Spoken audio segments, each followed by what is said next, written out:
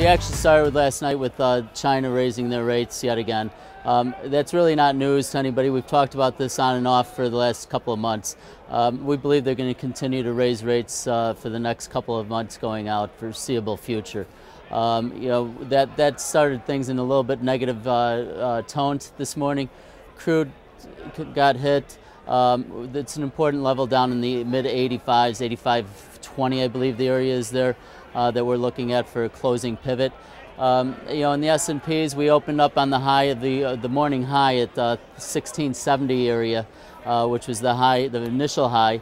We went down and tested the week's lows. It held the 1310.30 low.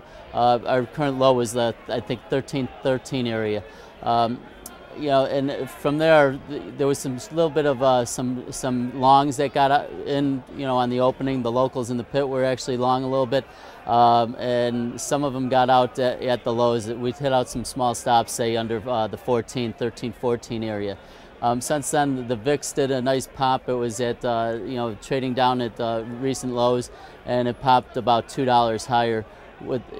As that happened, the action in the S&Ps, we traded up to about 1316, 1317 before stalling out, and the current high is 1319 even area. We look at that as a first time up resistance. We believe the trend has been the friend, and we don't want to think that the high is put in here. Yesterday I put out that resistance area from 1318, 19, and then I said extending out to 1321.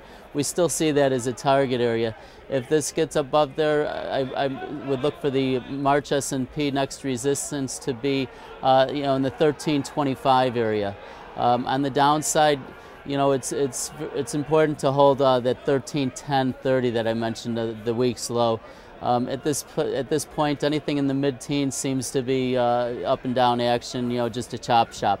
Looking forward, we mentioned yesterday again that the calendar's weak, so any kind of headlines that are coming out, are getting a little bit more play because of the weak calendar. At 12 o'clock Central Time, we have a 3-year note auction.